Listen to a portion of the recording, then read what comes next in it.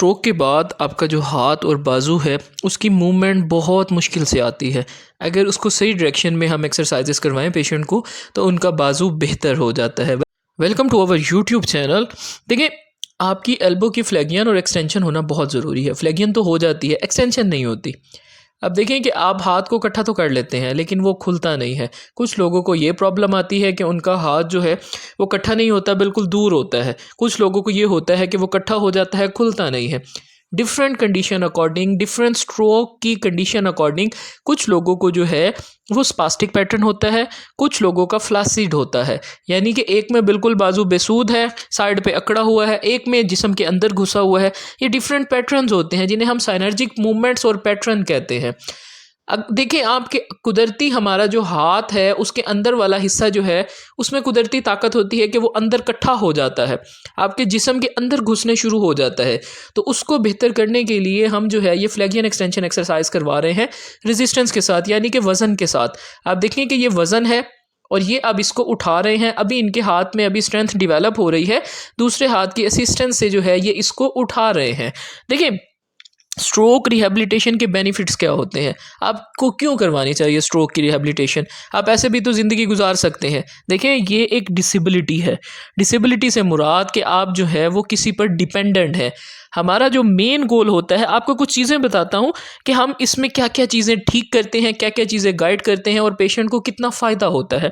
देखिए, सबसे पहले तो हम पेशेंट की बेसिक डिजीज़ यानी कि स्ट्रोक जब हो गया उसे, उसके बाद उसकी जो कॉम्प्लिकेशन होती हैं उसके बारे में आगाह करते हैं और बताते हैं कि आपने मज़ीद अब इस तरह अपने बाजू को नहीं रखना, इस तरह हाथ को नहीं रखना। क्योंकि अगर बाजू को बेसूद छोड़ देंगे तो बाजू एक जगह पर रुक जाएगा, मसल की मूवमेंट नहीं होगी, मसल एट्रोफी के अंदर जाएगा। एट्रोफी ये होता है कि मसल अपना मांस छोड़ रहा होता है, यानी कि बिल्कुल पतला हो जाता है। ऐसे लगेगा कुछ टाइम बाद कि आपकी हड्डी है, गोश्त है ही नहीं। नंबर 2 क्या होता है कि हम उनकी जो डिसेबिलिटी है उसको ट्रीट करते हैं। ट्रीट किस तरह करते हैं, उनके फंक्शंस को इम्प्रूव करके। यानी कि उनके जो फंक्शंस डिस्टर्ब हैं उनको, मतलब फॉर एग्जांपल उनका हाथ जो है वो इस तरह से मुड़ा हुआ है, सीधा नहीं होता, कोई चीज़ नहीं उठा सकते। हम उनको कोशिश करवाते हैं कि आपने इस तरह से इसको स्ट्रेच करना है और आपने इस तरह नहीं, इस तरह इसको कर लेना है। तो ये हम एक पेशेंट को इस चीज़ के बारे में आगाह करते हैं और बताते हैं।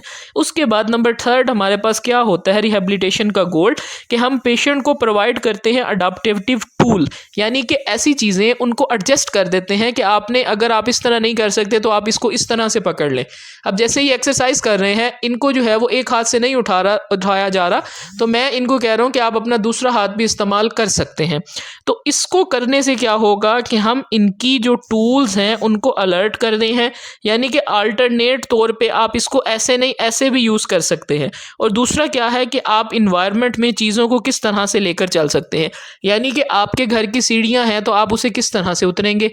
ये सारी चीज़ें हम पेशेंट को बताते हैं कि आपने इस चीज़ को इस तरह से एडजस्ट करना है।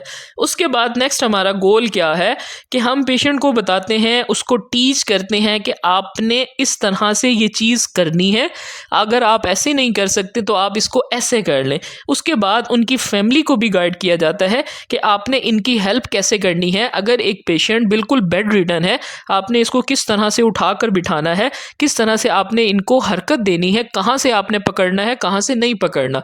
जिस तरह बच्चों में गलत एंगल से अगर उनको पकड़ लें या बाजू एकदम खींच लें तो उनमें नर्स मेड एल्बो यानी कि उनकी जो रेडियस बोन है उसका एनुलर लिगामेंट से हेड निकल आता है, वो एक किस्म की डिसलोकेशन ही होती है। तो इस तरह से अगर आप गलत तरीके से पेशेंट के बाजू को खींचेंगे तो उनके शोल्डर सबलेक्सेट होते हैं, यानी कि शोल्डर ढलका हुआ होता है मसल की कमज़ोरी की वजह से, तो शोल्डर की डिसलोकेशन भी हो सकती है। तो उसके बाद हमने उनके लाइफस्टाइल में क्या क्या चेंजेस करनी है और किस चीज़ को अडॉप्ट करना है, किससे अवॉइड करना है, ये सारी चीज़ें हम पेशेंट को बताते हैं ताकि उनका एक पैटर्न जो बॉडी का बन जाता है, सख्त हो जाती है बॉडी, वो ना हो। अब जैसे एक पेशेंट लेटा हुआ है तो हम उसके बाजू के अंदर तकिया रख देते हैं ताकि उसका बाजू दूर रहे, और जितनी कोशिश होती है, मैं तो अपने पेशेंट्स को कहता हूँ अपने जिस्म से दूर रखें बाजू को, दरमियान में एक बड़ा तकिया रखें ताकि आपका बाजू दूर रहे। टांग अगर मुसलसल सीधी करके रखी हुई है तो उसको कोशिश करें कि दिन में इकट्ठी करें, फिर उसके बाद सीधी कर दें। अगर अंदर की तरफ पड़ी हुई है तो उसको बाहर की तरफ ले जाने की कोशिश करें। स्ट्रोक पेशेंट के लिए ये बेहद खतरनाक है कि उसको सारा दिन एक ही मूवमेंट में छोड़ दिया जाए, क्योंकि जब आप आप एक पेशेंट को एक ही मूवमेंट में छोड़ देते हैं तो उसकी सर्कुलेशन कम हो जाती है, ब्लड गाढ़ा होता है, क्लॉट बनने के अगेन चांसेस होते हैं। साथ में अगर एक ही पोजीशन में रहेंगे तो बेड सोर्स भी बन सकते हैं। सो पेशेंट की मूवमेंट सारा दिन में बहुत ज़रूरी है। स्ट्रोक पेशेंट को या तो उठा के बिठा दें, या लिटा दें, या करवट दिलवा दें, या खड़ा कर दें अगर खड़े हो सकते हैं। मतलब अपनी बॉडी को मोबाइल और मूवमेंट में रखना है।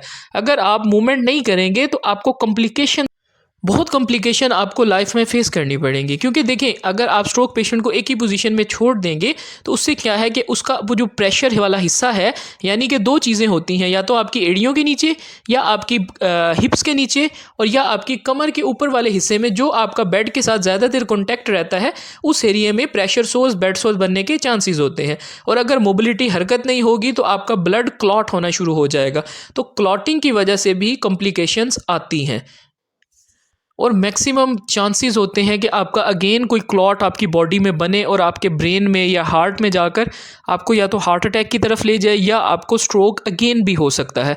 इसीलिए स्ट्रोक पेशेंट अपनी मूवमेंट का ख़ास ख्याल रखा करें, अपनी बॉडी को हरकत देते रहा करें।